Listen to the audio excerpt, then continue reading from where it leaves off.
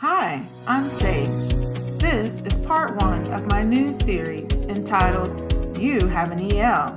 Now what? About English learners and how to help the ones in your class. Before we begin, I want you to take a moment to close your eyes and imagine this.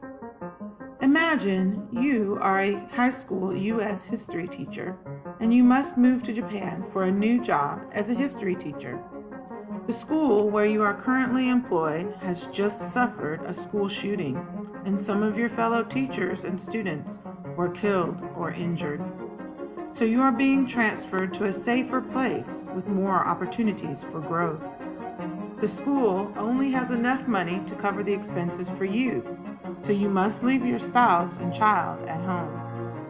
You were only informed a couple of weeks ago that you would be moving, and there has been no time to learn anything about the country, but you are in fact teaching Japanese history. As soon as you arrive, you take classes to learn the language and begin work simultaneously. You also then find out that you have to teach a level 1 class of math, English, science, and art as well. After 4 months, your students will be given an assessment provided by the school in each class to find out what they have learned based on your teaching. If any student fails, then you will be docked on your pay accordingly. After 10 months of living there, your students will then be tested again. This time, if any of your students fail, you will then owe the school money based on the number of students that failed and the degree to which they failed. Also, for summer break, you are required to re-teach for 1 month those students who failed the final exam. Meanwhile, for the duration of the summer, there are no other Japanese classes offered for free. So if you want to continue learning to read or write the language, you must pay out of pocket. Initially, when you signed up to work at this school, you were locked into a 4-year agreement. So you must continue to teach the next school year, or you will pay a year's wage to get out of the contract. In the fall, when school begins, you will continue teaching Japanese history, but in addition, you must now teach level 2 for math, English, science, and art. Now, open your eyes. Take a moment to think about this. If this were really you, how would you feel? How would you handle the situation? I'm sure for many of you, this probably invoked feelings of fear and anxiety. This is the kind of pressure that can overwhelm anyone.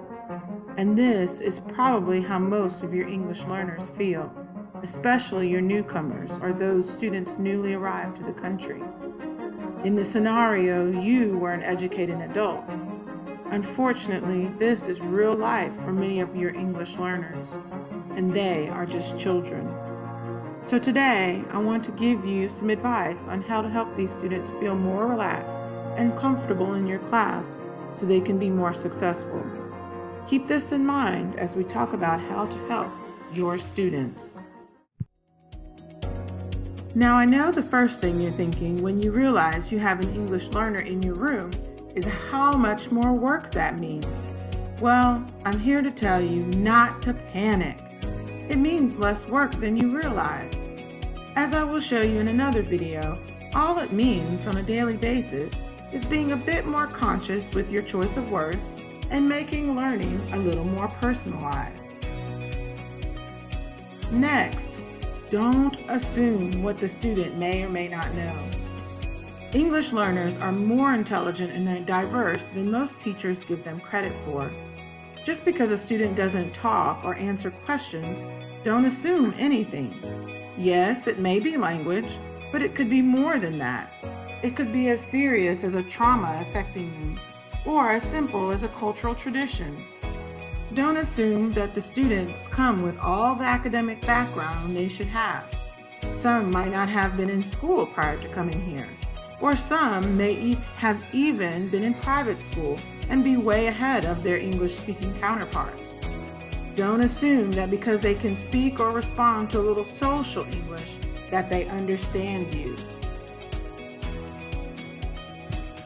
Next, I know it sounds obvious, but you need to talk to the student at some point privately. When you have a new ELL in your class, the first thing you need to do is not look at their data to tell you what language level they are, or what their scores were last year, what level they should be at, etc., but to have a conversation with them if possible. You will learn more about the student in a 5-minute conversation than you may have known all year if you don't talk to them one-on-one. If you're not able to have a conversation, then that in and of itself lets you know your student's English language level and gives you a starting point. At this initial point in your relationship with your students, Google Translate can be a great tool. Remember that when you're trying to get to know your student, you're not necessarily trying to teach them anything at that point, so don't think of it as cheating. It's survival. Think about it. What if you were the new teacher and someone just took 5 minutes to talk about you and your situation? How helpful would that be? Another great way to build a relationship with your student or help them open up more is by learning something about them or where they came from. My favorite topic, anytime, anywhere, is about food. So I find this is a great starting point in getting to know my students. Just by taking the time to learn something about the student or their culture goes a long way in demonstrating to them how much you care, and it helps them feel much more welcome than you realize. Now, I know you have a lesson plan. You have to teach all these things in a certain amount of time, and you have to get your students ready for the benchmarks and the CCAs and the EOCs, etc. But it's okay to slow down and take a breath. Don't be afraid to be flexible. If your class is supposed to be on Unit 2, it is okay if your English learner is on Unit 1. If you are always putting the learner first, doing what is best for your student, and meeting them where they're at, you can't go wrong. Fair does not mean equal. Although I have always felt this statement to be true and accurate, I have not met many others who openly agree and would stand by it. So when I heard another professional validate it, I was reinvigorated and felt that it is definitely something worth sharing again and again. The professional that repeated my mantra when it comes to my English language babies was Meredith Alvaro, and she shared a great story to go along with it. I don't remember the entirety of the story, but I will paraphrase. She talked about observing a swimming lesson one day with one of her kids. She said that the coach was teaching the whole group about the freestyle stroke, but there was a kid who couldn't even put his face in the water. So what do we do when we have that kid in our class? We have to teach them to put their face in the water. This is not dumbing down the curriculum, but accepting and meeting them where they're at so that they can eventually get to the freestyle stroke. Lastly, we have to remember that our English learners are not just learning the language, but they're learning math and science and all their other subjects as well, many with little to no prior knowledge. We cannot take the same attitude with these kids as with our English-speaking kiddos. Oh, they're just being lazy, that's why they didn't do their homework.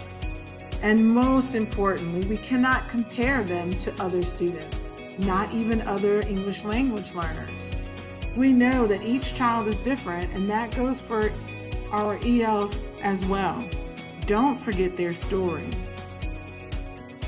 Not only should you be patient with them, but be patient with yourself too. You will not get it all right the first time, or the second, or the third, or the fourth, because each time is different, but you will continue to grow and improve. Just remember, how long did it take you to become the awesome teacher that you are today? Thanks for taking a minute to learn more about how to help your students. Please stay tuned for part 2 of this introduction, where I will focus on practical strategies that you can implement immediately with your students, no matter what part of the school year it is. Again, thanks for joining me, and if you have any questions, please leave a comment below.